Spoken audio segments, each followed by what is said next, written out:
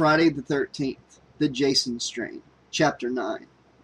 Caleb Carson sat on the edge of an expensive padded leather desk chair in the dimly lit, heavily soundproofed room known as the Extreme Elimination Cockpit.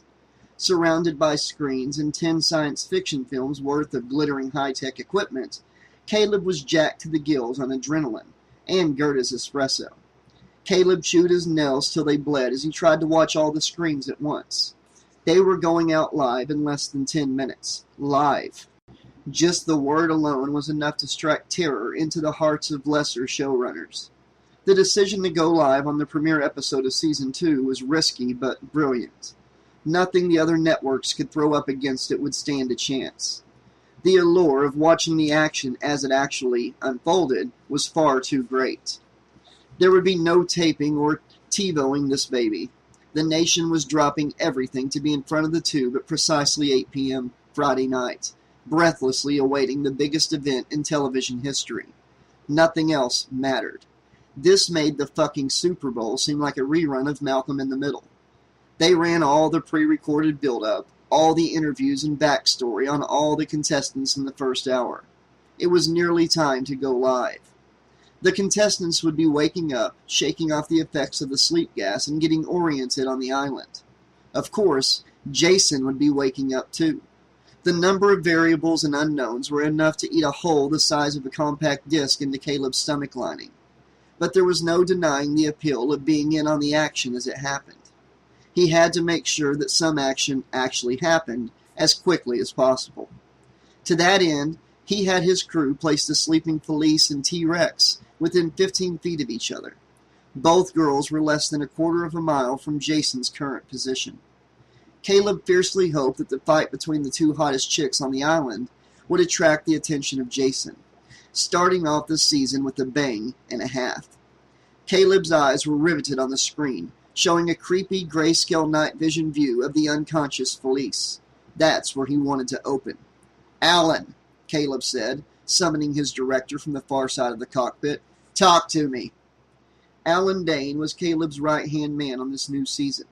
The man who had made history with several other hit live shows like Where's My Boyfriend and Caribbean Cat Spat. He was a master of the live format who had started his career directing pro wrestling pay-per-views and was a multi-millionaire less than a year later when Cat Spat went to #1 with a bullet. He had a predator's eye and seemed borderline psychic in his ability to predict where the action would erupt next. "We fade in on Felice," Alan said. "Cut to T-Rex stalking her, then to Felice's point of view as T-Rex attacks." Caleb nodded. He knew that first battle had to be gold, and he figured Felice didn't stand a chance. He probably wouldn't even have to use the zapper. On the first season of Extreme Elimination, they had learned a lot. One of the best ideas Caleb had come up with was a simple electrode built into the camera rigs. He called it the zapper. And if the pre-selected winners seemed to be having a tough fight, Caleb would let their opponent have it. That jolt of electricity to the temple was enough to disorient the contestants, make them lose their bearings, giving whoever Caleb wanted on top enough of an edge to turn the fight around.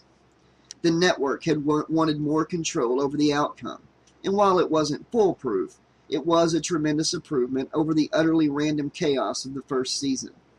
After everything Caleb had gone through to secure the Butcher, he wanted to be sure his dog made it into the final round against Val Randall. Of course, the fact that he would have to die in that last battle didn't bother Caleb in the slightest. It was perfect. A heroic sacrifice to the god of ratings. After all, you couldn't make an omelet without breaking some eggs. "This is it, people," Caleb said. "We're live in 5. Alan held up an open hand. Caleb's stomach turned to anxious somersaults and his palms began to sweat. T-Rex was beginning to stir groggily, and Felice groaned and rolled on her side, pushing leaf-littered hair back from her semi-conscious face. 4, Alan said, tucking his thumb into his palm so only the 4 fingers remained up.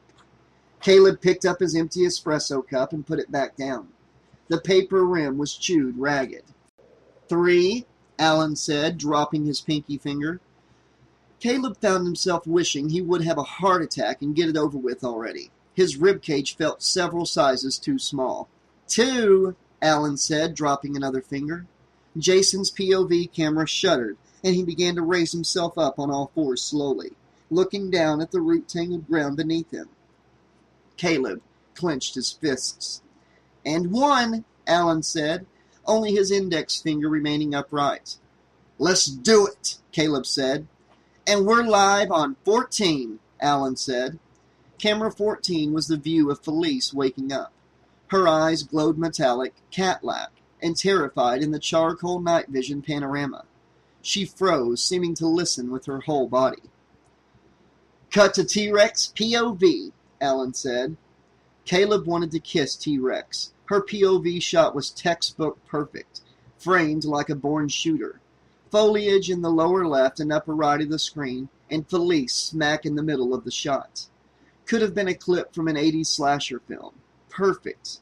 Felice looked incredible, even in the weird, surreal black and gray night vision. She looked like $1,000,000, big tits heaving as she sucked shallow, panicked breaths. Her nipples were poking nicely through her bikini top. "Felice, POV," Alan called, seeming to predict that Felice's eyes was about to go to the spot where T-Rex crouched seconds before T-Rex burst out of the brush. "Yo, what's up?" T-Rex called. Felice bolted. Caleb cheered. "Back to T-Rex, back to T-Rex," Alan said. The POV shot of Felice running away, staggering, stumbling, and sobbing, was nothing less than pure gold. Caleb was glad he had decided to go with Felice over Big Mo. Big Mo might have had more fight in her, but she couldn't beat the perfect bouncing globes of Felice's juicy ass, chewing furiously at that thong as she ran for her life. A harried-looking runner in a headset stuck his head in the doorway. 69, he said, and disappeared as quickly as he had come. Caleb's eyes went wide. 69 share? 69? That was utterly unheard of for a reality show of any kind. Those were Super Bowl numbers. Unfucking heard of. "Holy shit," Caleb said. "Give me 15, Alan said, utterly unruffled.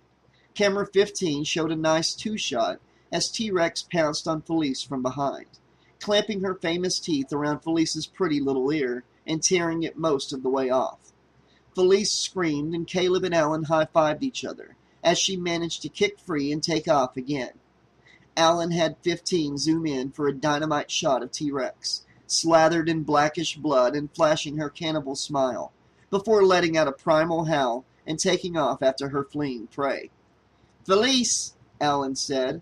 Caleb frowned at Alan's choice. Why did he cut to Felice's boring POV of dull jungle when they could be looking at T-Rex's view of her righteous ass? Then Caleb glanced over at Jason's POV and saw that Felice was heading right toward him. "Alan," Caleb said, "will you marry me?" Alan smiled, the tiniest curl in the corner of his thin lips. "Here it is, boss." Felice spotted Jason as he stepped into her path, but was too slow to prevent herself from slamming directly into the immovable wall of his broad, filthy chest. Her POV shook and she screamed like a banshee. "T-Rex," Alan said. T-Rex blessed them with a perfect shot of Jason's machete, bursting through the milky, flawless skin of Felice's lower back, slightly to the right of her spine. A dark geyser of blood burst from the wound, splattering her pale ass and legs. Felice's hands clawed reflexively at Jason's hockey mask. Blood gushed from her nose and mouth as her twitching feet were lifted off the ground. She began to slide downward as the blade of the machete traveled up through her body, snapping her ribs one by one as it moved toward her shoulder. "Jason POV," Alan called out. "Awesome," Caleb said, enthralled by Jason's POV shot of Felice's dying face. Eyes rolled up to silvery whites, and blood drooling from her slack lips. Suddenly, Jason's POV looked up from the dying woman, and his calm, level gaze fixed on the frozen, wide-eyed T-Rex. "Fuck," T-Rex said. "Bleep it," Caleb said. "Done," Alan replied, signaling a tech to his left. They were on the standard 30-second delay, so it was no problem to cover up T-Rex's profanity. The past few years had seen a total revolution in filthy language on TV, and even the much reviled cunt had finally made it to prime time. But the born-agains were clinging to the F-word like a dog with the bone, and it was the last thing that still could not be said. You could show a woman in a bikini being butchered on live television, but Lord knows you can't have people saying the F-word. Caleb smirked. God bless America. T-Rex bolted and Alan stayed with Jason's POV. A tech beside Caleb had the Extreme Elimination streaming website up, monitoring the traffic. It looked like the Jason cam was the most popular choice among online viewers. Outstanding. Caleb could not help but congratulate himself on the decision to include Jason. He was a star, a 69 share with a machete, television gold. Jason was closing in on T-Rex. They had the equivalent of the zapper rigged for Jason, too. A bull-killing dose of tranquilizer that could be remotely jammed into Jason's neck if he got out of line and started getting the jump on someone important like the Butcher or Val Randall. T-Rex was a great contestant, but Caleb saw no reason to stop Jason from taking her out, too. 2 kills before the first commercial break? That was Caleb's kind of action. As Jason caught up to T-Rex, his POV got a little messy and confusing, so Alan cut back to 14 and wound up with a nice 2-shot of the gory action. T-Rex fought like a pit bull bitch, biting large gray chunks of dead flesh from Jason's arms and neck, but there was no real question as to who would take this round. Jason held her by her pigtails and started sawing vigorously into her neck. Blood shot up like a glorious Las Vegas fountain as he ground the blade through the notches between her vertebrae until he finally severed her head. When T-Rex was ready for her close-up, Alan switched back to Jason cam in time for a killer shot of her ragged neck stump as Jason peered into the raw cross-section like he was trying to divine the age of a fallen tree by counting the rings. "And that's commercial," Alan said, and the entire team erupted into spontaneous cheers. "Great job, Alan. Now that's what I'm talking about," Caleb said.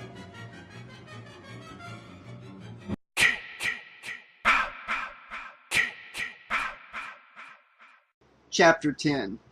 Butch woke slowly, feeling as if he was battling his way through layer after layer of stretchy, semi-transparent gauze. Details of his surroundings came to him one by one, oddly out of context. First, a smell, rich, wet, and loamy, with an undertone of sharp crushed greenery. Then the lacy spore-dotted underside of a graceful fern, inches from his face and backlit by a faint, silvery glow.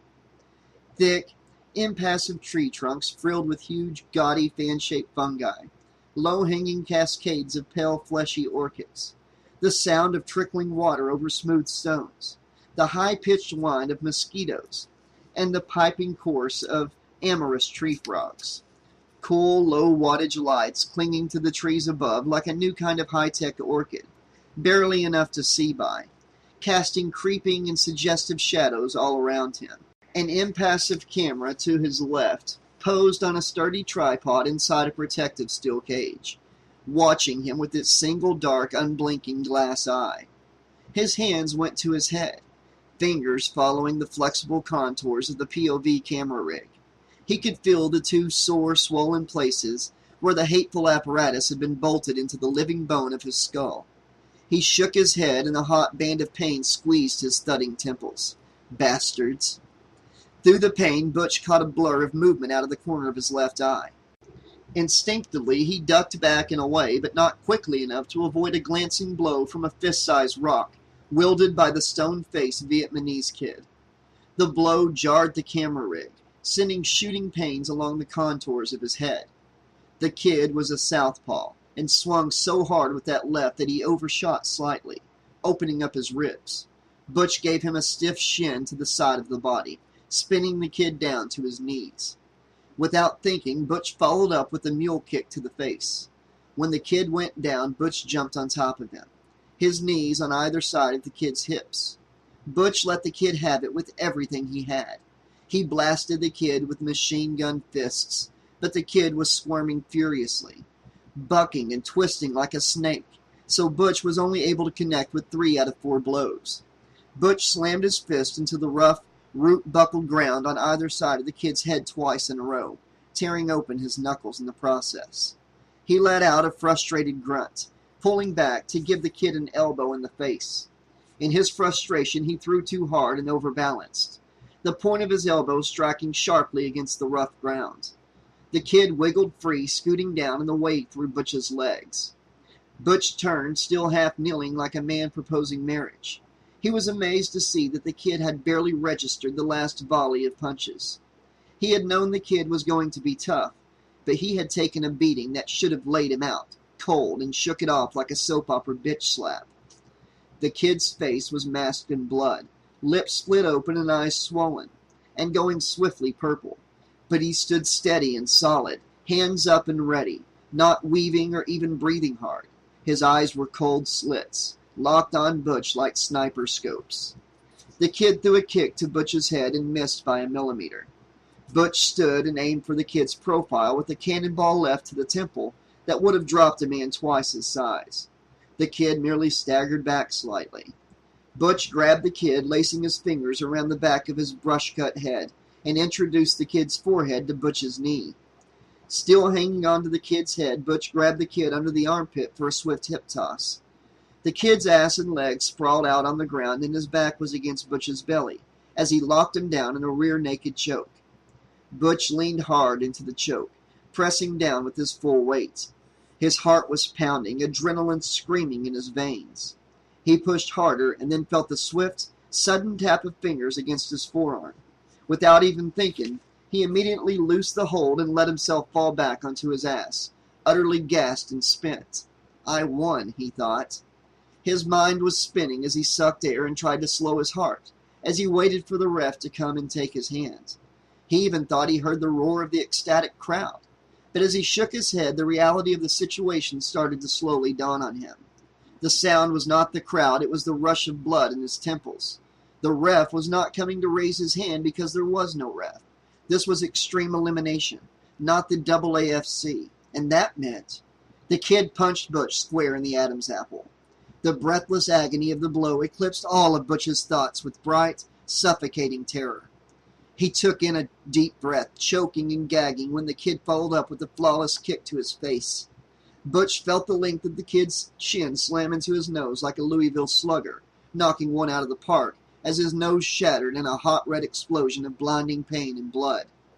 Before Butch could react, the kid was on him, blasting him with brutal lefts, 3, 4, 5 in a row. Butch was starting to lose count, and in a last-ditch desperate effort, he grabbed the kid's right arm, trying to pull it down between his legs for an armbar. The kid wrenched his arm out of Butch's grasp easily, so Butch rolled over and away, struggling to his unsteady feet, hands up over his face and drowning in a million kinds of pain, but trying to stay solid and focused. Then the kid kicked him in the balls. Butch had no protective cup under the goofy shorts. Christ, he didn't even have any fucking underwear. The brutal kick floored him instantly, a wash of nauseous agony wiping away everything else. He dropped, fetal, to the dirt, arms covering his head as the kid rained down punches anywhere he could connect. Butch was coiled in on himself, fighting for air, fighting with every ounce of will to pull himself together for one last shot. He could almost hear Ace's thick Armenian accent echoing through his aching skull. Just one more shot, one more shot. The kid was screaming at him, saying something in Vietnamese with every blow. Suddenly the blows stopped. "Butcher?" the kid said, spitting a thick, bloody wad on the dirt by Butch's knee. "More like dead meat." Butch peered between his forearms and saw the kid turn away and reach for the rock. That fist-sized rock he had first used to blast Butch in the face, back at the beginning of this fight. 1,000,000 years ago, in another lifetime it seemed. That was all it took. In a heartbeat, Butch was standing and punching the half-turned kid in the face with a barrage of lightning-fast blows, drawing on reserves he never knew he had. He knocked the kid back again, and then grabbed his head for another knee to the face. The kid slumped forward, against Butch's chest like a drunk, practically falling into an anaconda choke.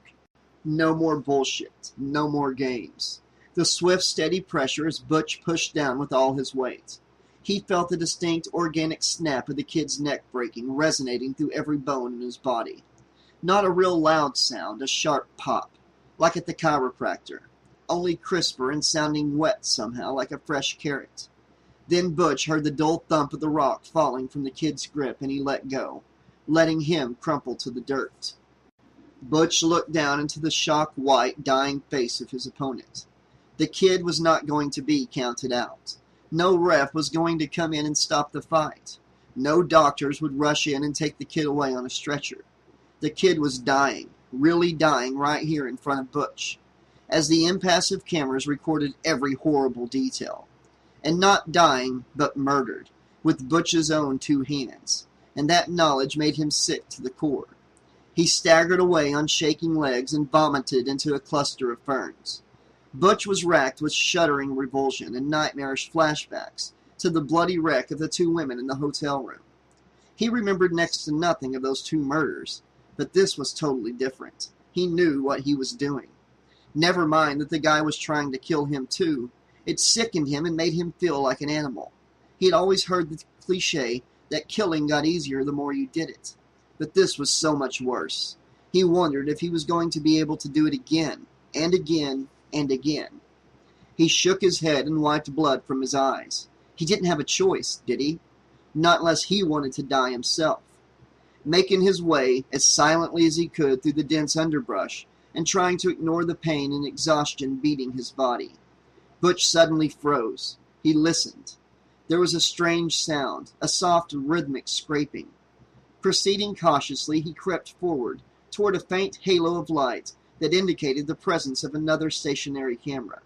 Peering through a screen of branches, he spotted the muscular girl with the green eyes. She had her back to a pair of thick trees, eyes wide in the dim light as she rubbed the tip of a thick green branch back and forth across a rough chunk of stone, sharpening it to a wickedly sharp point. Butch watched her, his heart tight in his chest. It would be pathetically easy to take that stick away from her and snap her neck, but even the thought of it brought back the nausea so strongly he feared he would give himself away. Agreeing to participate in this game had been a terrible idea. Butch did not know what had really happened in that hotel room that night, but he knew in his heart that he was not a killer, in spite of that dead kid back in the clearing. He wanted more than anything to win, to have those fancy lawyers to help prove to Ace that he was innocent. But Butch didn't have it in him to kill to make that happen. He would have been better off put to sleep like an unwanted dog at the pound. He was about to slink away when a sudden dull thunk shook him from his reverie. The girl let out a stifled gasp and threw herself down in the dirt. There was a huge machete embedded in the tree trunk scant inches above where her head had been only moments before.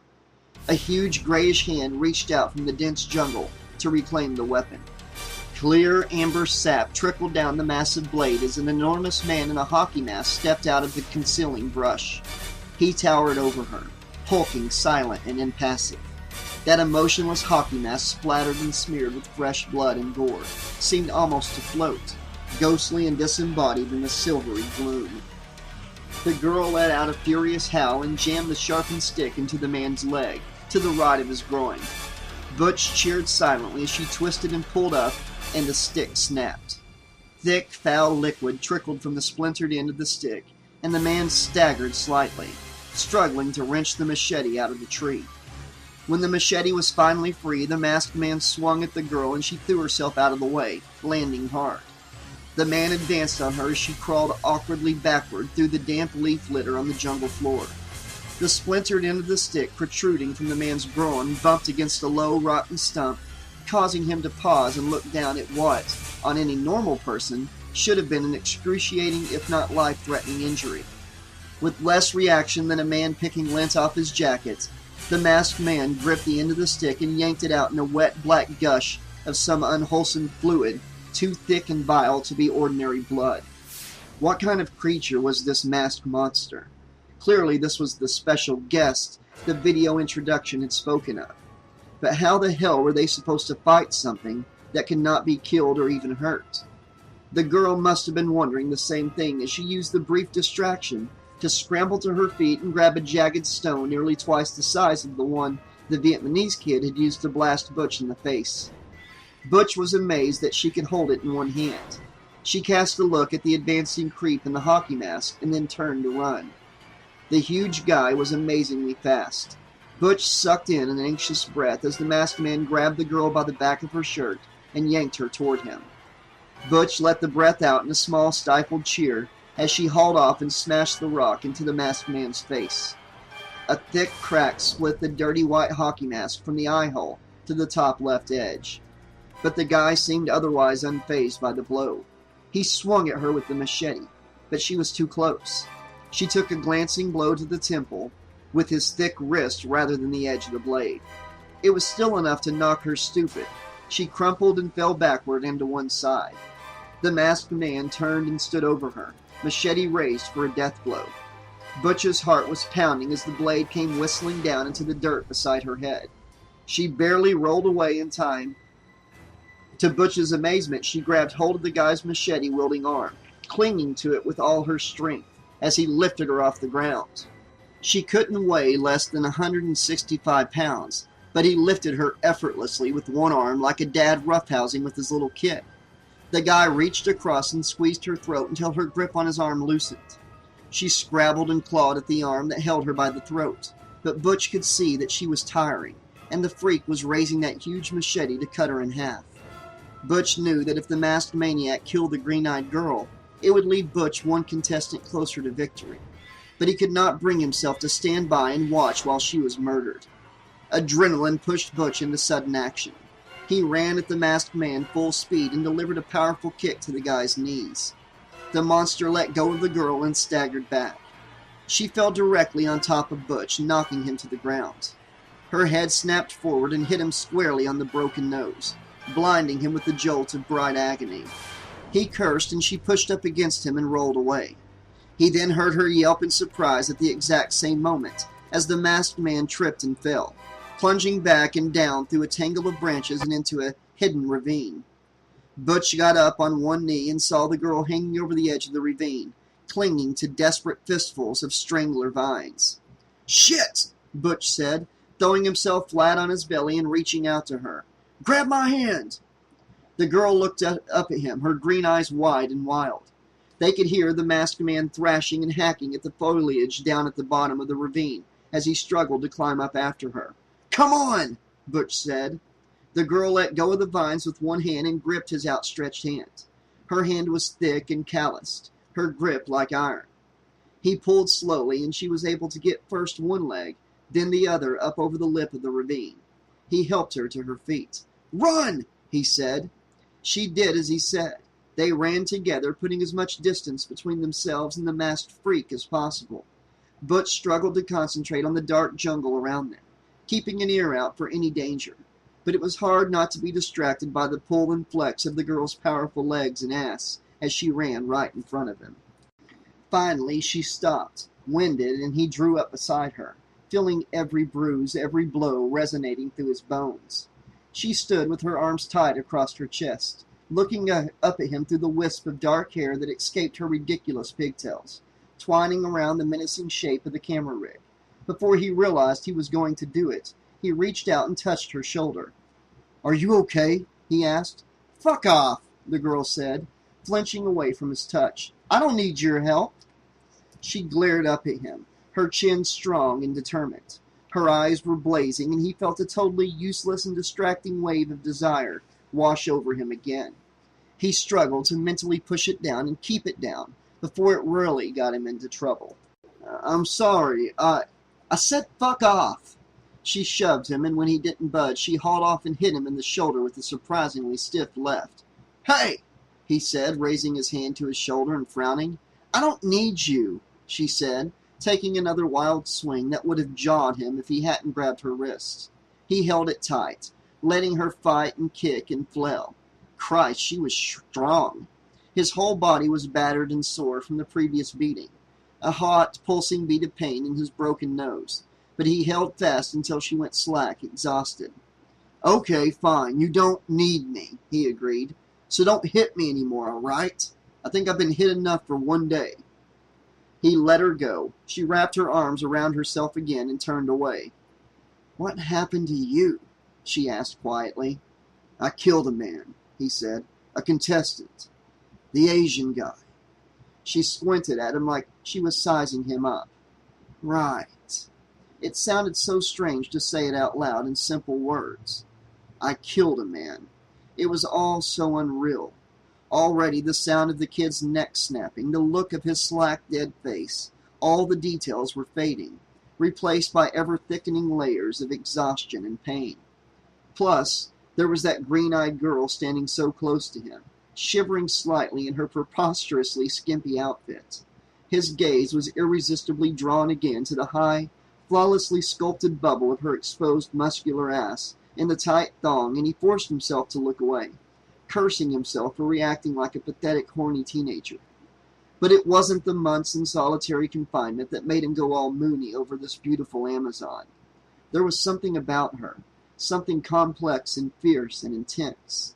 Before his arrest, Butch had been up to his eyeballs in beautiful women, top-drawer models and actresses who got all juicy with bloodlust from watching him in the cage and asked him not to shower after the match. All it took to get a piece was not to push them away. He had been growing tired of these hungry, pretty things that all wanted him to drive, wanted him to be daddy. Good girls that wanted to be bad, and bad girls that wanted to be punished. Women that wanted to find a way in, to get under his armor and find the secret combination that would open up the door to his heart, to the ring and the dress and the house and the kids. Butch had become so adept at keeping women at arm's length that he was starting to believe that he really was emotionally bulletproof. The only relationship he'd ever had that came close to breaking through was a 3-month fling with a cop named Gina. She was 10 years older than him, an athletic tomboy, tough as nails and liked to be on top. But there was also a kind of exquisite vulnerability beneath her hardened self. She ground him down to a bleeding nub again and again, and he could not get enough. But when he lay with her, he could feel his armor slipping. She was getting under his skin, and that terrified him. He couldn't take opening himself up to the pain of loving someone and losing them again, so he broke it off with Gina before things got out of hand. He still thought about her after the soft, pretty ones fell asleep.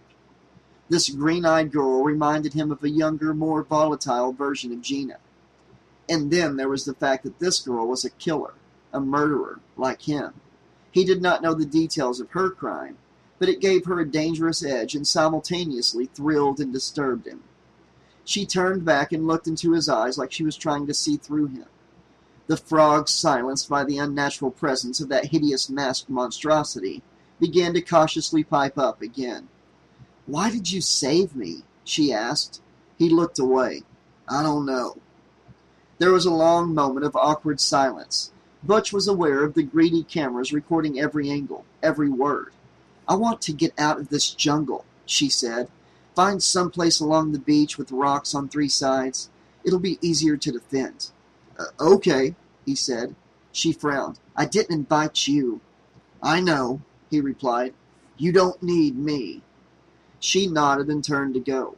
She got less than 10 feet when she paused. "Come on," she said without turning back. He followed. What the hell else was he going to do? Alex did not look back to see if the butcher was following her or not. She supposed he could jump her from behind and take her out if he wanted to, but she knew in her gut that he would not. After all, he had saved her from that freak in the hockey mask, hadn't he? Maybe she couldn't trust him completely, but she didn't need to watch him every second. Instead, she concentrated on watching the dense jungle, scanning all around her for signs of an ambush. Still, as hard as she tried, she could not put the butcher out of her mind. She had seen him on AAFC. Everybody had. He was famous. He was not handsome like Mark had been.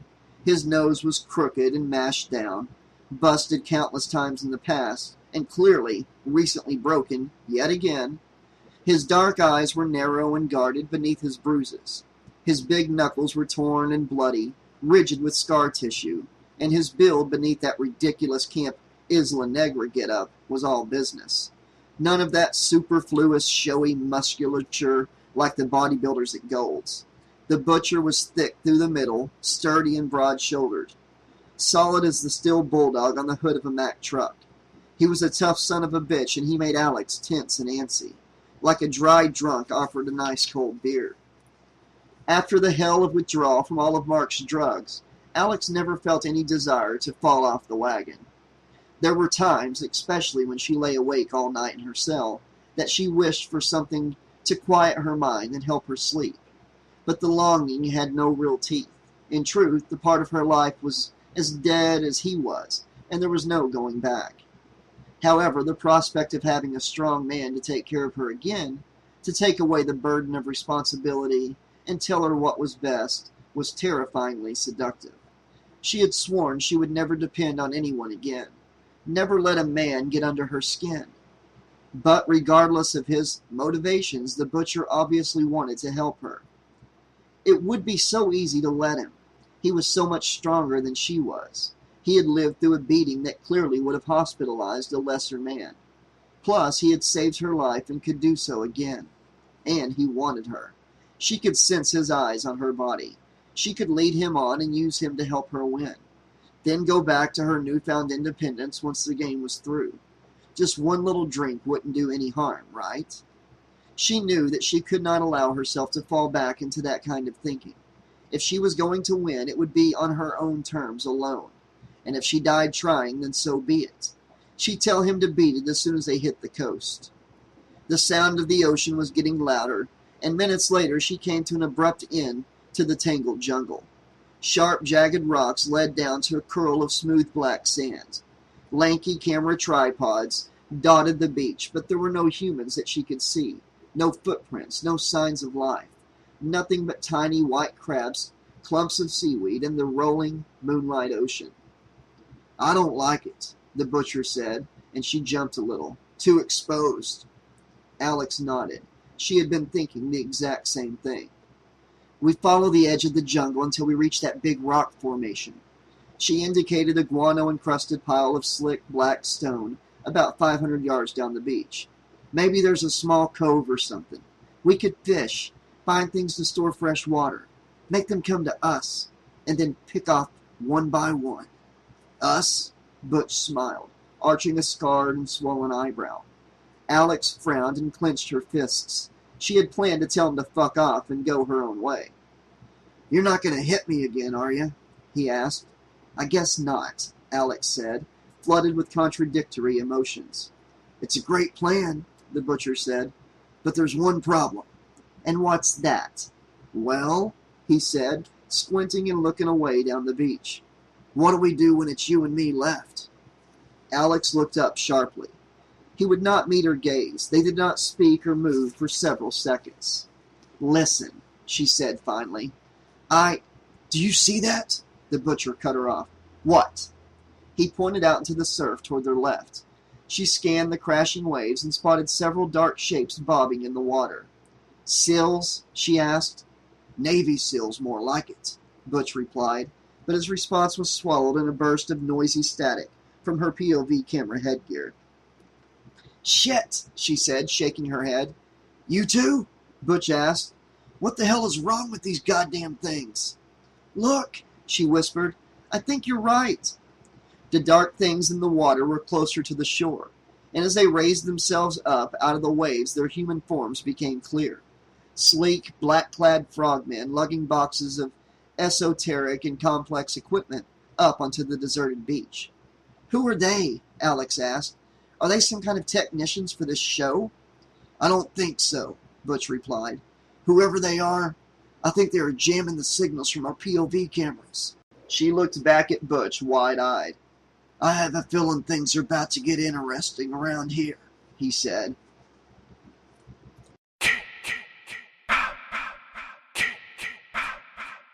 Oh, what the hell, let's do Chapter 11. Caleb was furious, screaming into his headset. To say that he was apoplectic with rage would be the understatement of the century. This was totally unheard of, unacceptable. He wanted 100 techs out there yesterday. He wanted this dealt with. They were live, for fuck's sake, no safety net. Everything was going like gangbusters when, out of nowhere, this major technical difficulty. They suddenly lost 3 stationary cameras along the northern tip of the island. And worse, they also lost 2 VOV cameras, the butcher and the bodybuilder. Luckily, the malfunctioning cameras were nowhere near the current hot action. A brutal hand-to-hand battle between the nurse, Denisha Scott, and the rapist, Billy Dean Whitcomb. Things were also starting to look mighty cozy between Mahan and Coyle. Carson was beginning to think they might actually have sex. An extreme elimination first and huge ratings booster.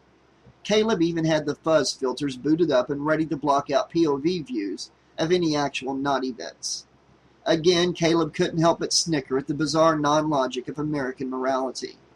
Gaping belly wounds and severed heads, no problem. But we better not see a hint of pink.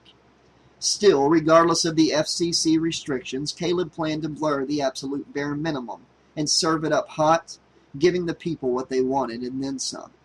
Of course, that only worked if their goddamn POVs were online. It was critical that they be brought back up as soon as possible. If Mahan got Coyle's top off or something while they were offline, Caleb would have to commit seppuku. Caleb's competitors, former partners, and various girlfriends would all tell you that he was not a nice man, not by a long shot. But they would also have to admit that he was good at what he did. Earth-shattering, apocalyptic disasters happened every 5 minutes in the topsy-turvy, behind-the-scenes world of TV land. The job of a showrunner was to fix the unfixable, to handle the out-of-control, and to make the impossible happen in under a minute. When everyone else was running around like burning chickens, Caleb put out the fires. He was at his best with the gun to his head, and as the tourniquet of stress tightened around his temples, he tossed back another handful of cherry-flavored antacids, buckled down his fury, and got to work. He had the Isla Negra offshore tech crew on the satellite cell phone, working through the glitch while he continued to monitor the Scott Whitcomb fight from the corner of his eye. "Fuck you, you fat fucking nigga bitch," Billy Dean screamed, clutching at a large flap of skin the big nurse had managed to tear from his scalp. "I'll cut your fucking tits off and make you eat 'em." "Caleb," Alan called across the room. "Thoughts on the N-word? To bleep or not to bleep?" Caleb covered the mouthpiece of the cell phone. "Everyone uses the N-word now. Leave in bitch and tits and lose the F-words. Bare legal minimum, Alan. That's what extreme elimination is all about." He uncovered the mouthpiece. "No, not you." Caleb hung up with the tech and eyed Jason's tracking blip on the big map of Isla Negra. He was distressingly close to the dead zone, but so far his plain, dull view of moving jungle remained unaffected. Then, as inexplicably as they went down, the 3 dead cameras popped back up, restoring their panoramic views of the wild northern coast. Seconds later, Mahan and Coyle's POVs came back up. Caleb was ecstatic to see Mahan's eye line directly focused on Coyle's large nipples, where they poked provocatively through the thin, sweat-damp fabric of her Camp Isla Negra shirt. Caleb was dreamily fantasizing about finding some way to assure that Val killed the girl bodybuilder, so the fight between Val and Butch would be that much more intense when the unthinkable happened. Jason Cam fizzed out to static. Caleb had the tech lab back on the line, ripping him 8 new ones and cursing his lineage back to the dawn of time. The tech sounded close to tears. Caleb was halfway through looking a flight down to Costa Rica to personally kick some ass when, like the previous 2 POVs, Jason's camera popped back up again, showing the same dull, slow-moving jungle scene. "You got lucky," Caleb said into the satellite phone. "But if this happens one more time, I'm not gonna fire you. I'm gonna go dig up your mother and fuck her goddamn skeleton. I'll eat your fucking dog. You hear me? What the fuck do I pay you for? You keep my cameras running. Period." "We got another kill," Alan said. "Punch up 7. Caleb turned to the screen showing camera 7. Denisha Scott had bashed Billy Dean's head open on some jagged rocks. Blood and curds of brain splattered her face and glistened in her hair. She was wide-eyed and breathing hard, but she still seemed remarkably calm. She had some ugly gashes and a nasty bite mark on her fat upper arm. "Hit the tally graphic," Caleb said. A graphic appeared on the screen listing the dead contestants. Billy Dean made 4. Caleb sucked in a deep breath and ate some more antacids. They were almost to the end of the live broadcast. Everything else from that time forward would be divvied up into hour segments for the rest of the season. leading up to the big finale of Val versus the Butcher. Then Caleb would sleep for a week. He looked back at Jason Cam. No real action there, but no news is good news. He could not afford to lose it again.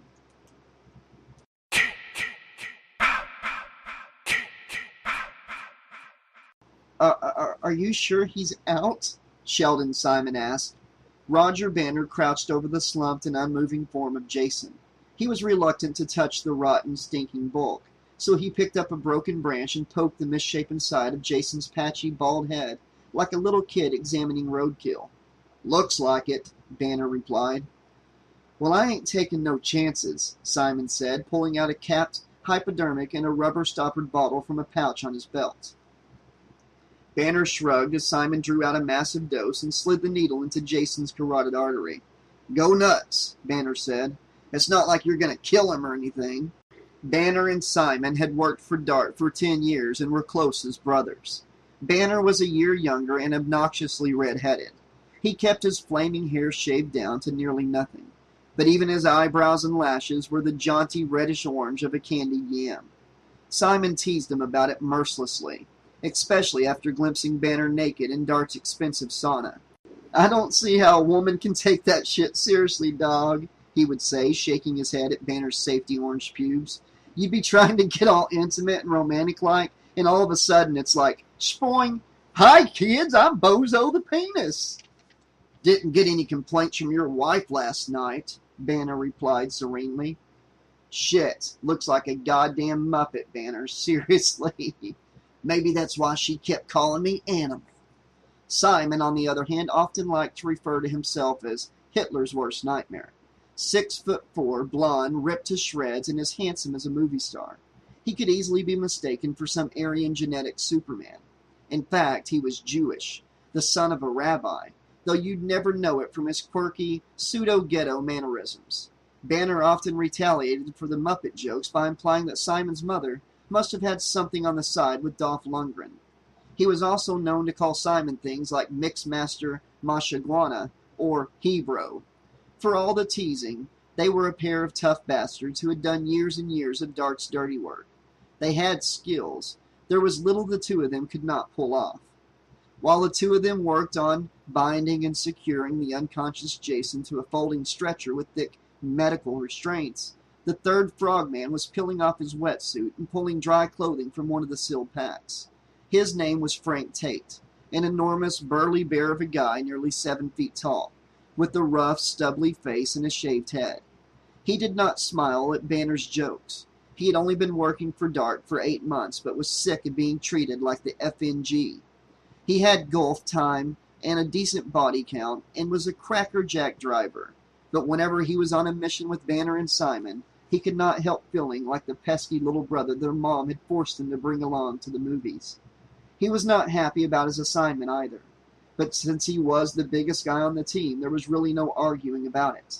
He forced himself to dress quickly, slipping into the dirty, ragged work pants and shirt, the stained and bulky boots, and lastly, the cracked and weathered hockey mask.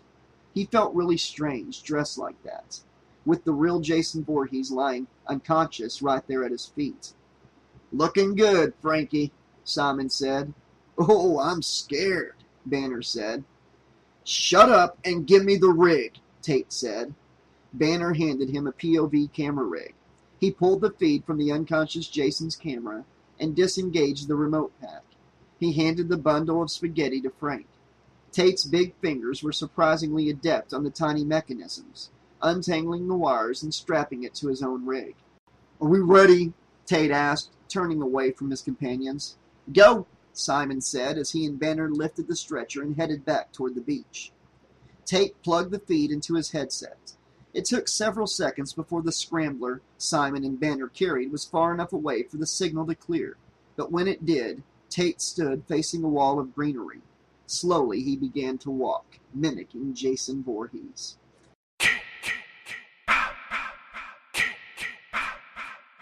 Okay, this has been chapters 9, 10, and 11. I'd only planned on dropping 2 chapters today, but the book's getting really good. I'm enjoying reading it. I think you guys are enjoying hearing it, so I went ahead and threw in an extra 3rd chapter for today. Like I just said, the book is getting really good in my opinion. I'd love to hear from you guys.